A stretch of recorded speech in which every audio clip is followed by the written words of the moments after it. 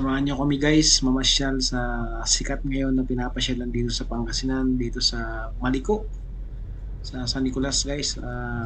Between ito ng Pangasinan at saka Iba Vizcaya. Samahan niyo kami guys para malibre na naman kayo ng tour guys.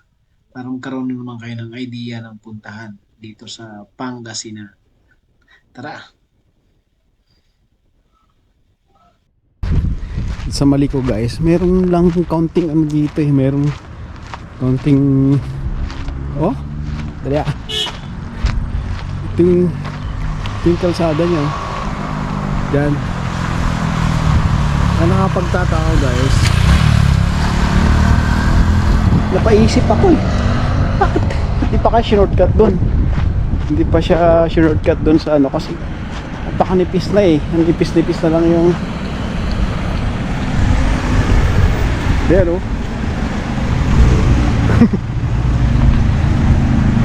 ayun na counting ano na lang yan counting tibag na lang, pero naliko pa, kaya siguro tinawag na Maliko to dahil dito ano ba yan, parang may something wrong dun ayun guys wow, ayos.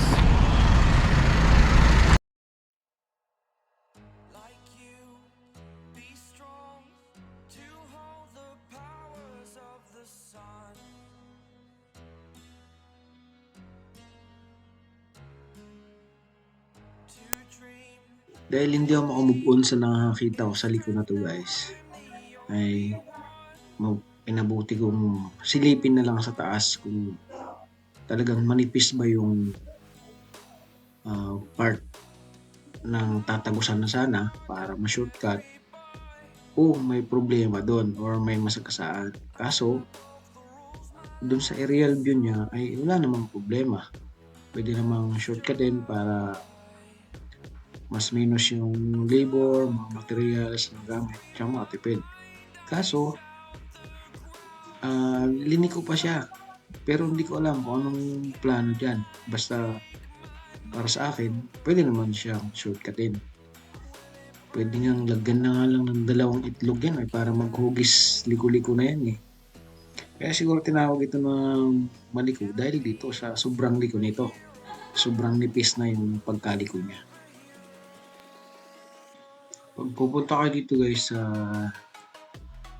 Maliko, talagang sobrang liko-liko. Kaya tinawag siguro ito na Maliko. Kasi dinaan yung kalsada dun sa gilid ng mga bundok. Hindi naman pwedeng shortcutin, kaya puro liko ang mangyayari sa inyo pag makikilito. Pero napakaganda, the best talaga. Ang ganda dito sa Maliko dito sa Pangasinan guys. Kaya Maliko daw ito kasi sobrang dami ng liliko-liko na daan. Tapos magbabayad na kami guys ng entrance fee. Ito na yung bayaran ng entrance fee para papasok kay Sherman Tank. Mayroon kasing tank dito sa Maliko. Ito na yung between na ng Pangasinan tsaka Nueva Vizcaya. Pero part na ito ng Nueva Vizcaya guys. Marami ring mga riders na umakyat. Marami mga naka 4 wheels. Marami na ring nakasit up na mga nag-tent sa mga campsite. Kaya magmamadali rin kami dahil yung oras na to ay hapon na. Mag 4:30 na yung time na to nung dito kami dito sa entrance dito sa kay Sherman Tank. Ito Tuesday guys close, tapos Wednesday to hanggang Sunday ay open sila guys dito sa Sherman Tank dito sa Maliko guys. Bayad na kami guys, tapos yung adult ay 20 pesos, tapos yung 6 years old below ay 10 pesos guys. Ito na yung entrance guys. Tapos ito pakita ko yung pasukan. Ito na yung pasukan guys. Tapos maraming nakadikit na mga logo ng mga riders guys. Kaya sinamantala ko na rin nagdikit ng logo dito sa dikitan nila dito sa gate nila. Nung nakita ko yung dikitan guys ng mga logo ay sinamantala ko na rin nagdikit at pinaalam ko at sabi nila pwede daw magdikit dito. Kaya dinikitan ko na ng isa. Paki-subscribe lang guys si Tropang Triumpo. Dating Adventure TV 81 to guys. More in adventure kasi itong mga ina-upload ko guys. Kaya subscribe lang kung mahilig ko sa mga adventure. Ayan, puno na yung isang pintuan. Kaya doon naman yung isang pinto ang pupunuin. Kaya ito, paki-subscribe na lang guys. Ito na yung pababa dun sa Sherman Tank. Kung mapapansin ninyo, mayroon siyang ginawang steps pababa, mga simento. Dito naman sa kabila ay rough road pa.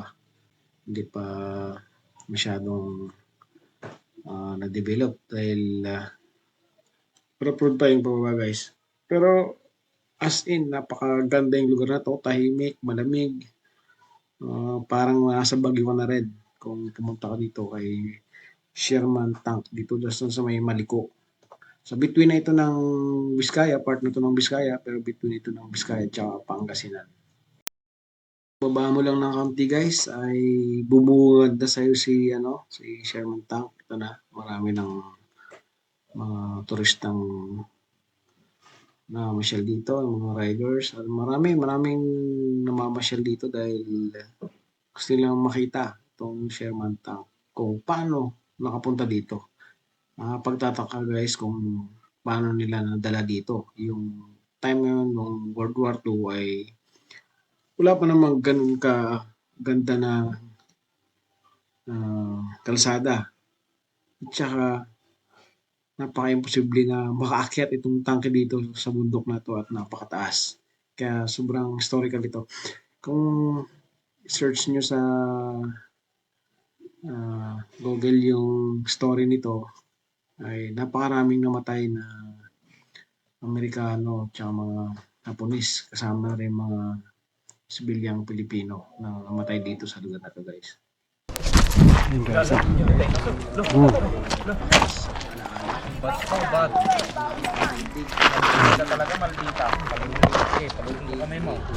Mayroon din silang treehouse na maliit dito sa bandang tabi ng tangke. Yan. Ganda. Tapos mayroon ding guys, ito yung campsite oh. Yung nagkampo na doon guys oh. Overnight na yun dito. Pero kami hindi kami dito eh. Bumaba tayo pa yung gamin niya. Makita mo yung pinaka. Kung gusto nyo mag-camping dito sa tabi ng Sherman Tank guys, mayroon din silang campsite dito. Dito kayo mag-fix ng tent. Tapos sa tabi ng campsite dito guys ay andito yung parang picnic cove nila. Picnic area nila. Andito yung mga table na pwedeng pag-picnican pero gawa sa bato. Tapos dito sa bandang baba niya guys ay andito na yung si Sherman Tank. Kaya tabi nyo lang siya guys pag kayo nag-camping dito. Bumalik na kami agad guys sa bandang baba dahil tabi lang din yung pagka-campsite namin guys dahil malit na kami, butan kami ng gabi na mag-sit up na ng tent guys. Ito na pala kami guys fix tent dito sa Kindaw guys. Lapit lang din sa baba lang ng kaunti ng Sherman Tank guys. So hapon na kaya nagmamadali na rin ako para ma-fix yung mga gamit namin. Lalong lalo yung tent dahil dito na kami palipas ng gabi guys.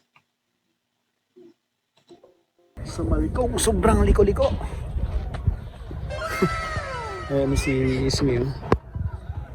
Angkot siya ng gamits. Ganda yan. Kasi hindi kami nakapwesto na maayos. Kaya dito kami pumwesto na lang. Dahil nahuli kami. Yan. So ang kunin ko ngayon ay lutuan. Dinabangan yung sunset dito guys. Abangan nyo hanggang paglubog niya. Tapos kung gusto niyo guys yung tahimik lang na lugar, tapos medyo lovers kayo, punta kayo dito sa Maliko guys dahil napakaganda. Sobra. Bagong discover lang to, tapos marami pang mga nagpapatayong establishment dito ngayon na bago para sa mga turista may matunugan dito sa Maliko guys. Kaya pasyalan nyo lang ito guys para ma-explore nyo rin yung mga ibang pasyalan naman dito sa Philippines. Pakulo ng tubig. Yan. Lagay mo yung tatagin mo. Tapos yung tent namin. Ay, malinaw pala. Paggabi pa. Nakikita pa. Sige, okay. Nakikita pa pala paggabi, oh. Yan. Kumukulo na yung tubig na sa butane. Tapos mamaya yung noodles naman. Ito naman. Sobrang lamig. Tapos dito kami matutulog ni Esme. Buwan. Tapos dito sa baba yan ngayon, guys. Nakita mo na sa baba guys, oh. May ilaw. Ayan. Nakita ko sa inyo. Ayan. Ayan, nakakamping guys.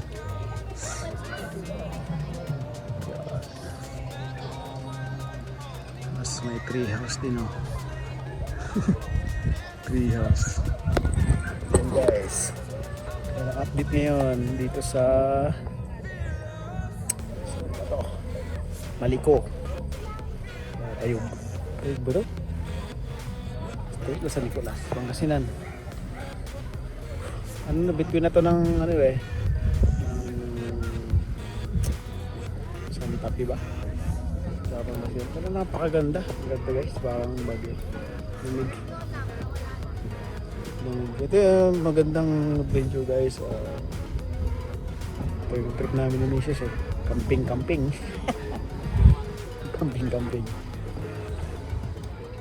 Dapat enjoy nyo yung buhay nyo habang bubuhay ko dito sa ibabaw ng lupa, sabi nila. Kaya hindi nyo yung pinaka the best na adventure sa buhay nyo. Kasi hindi nyo na pwedeng balikan ito pag tumanda na kayo, hindi nyo na kaya. Hindi na pwedeng balikan. Kasi hindi naman tayo pa bata, kundi patanda. Pag hindi na natin kaya, saka natin maisip. Wala na yan. Wala na, hindi na natin kayanan. Bang kaya pa, ginagawa ko pa. Yung mga bagay-bagay na yung kaya ko pa na pwedeng gawin habang ganitong edad ay pinipilit ko pang kinakaya. So magkaroon ng big break sana para mas mabilis pumunta sa gustong puntahan eh, kaso walang pabili. So, camping lang muna tayo. Ayan to guys, tignan natin. Kumukulo na kanina eh. Pakaluin lang natin ng pakaluin. Ayan. Nakakulo na, hindi makita. Tapos isasalin natin dito para mainit siya pang kape-kape. Tapos mag-noodles kami ng ramen para init kasi sobrang lamig dito. I-zoom ko lang sa baba guys ha. Check ko lang yung oras ay alas 6 magsi 6:30 na gabi. Dito yung baba oh. Itong Pangasinan. Pero mahangin na. Dito na yung hangin. May cabin kaso hindi kami nakapag-book. Kaya wala kami matirahan. So stay lang muna tayo sa tent muna tayo. Magalaw pa.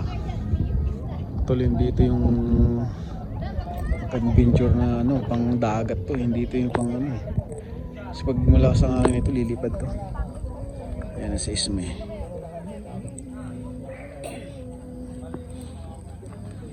Saling yung... Tingnan mo kasi kung nakakulo na. Ayan. Ano na? Sabi mo na. Saling mo na yan. Yan.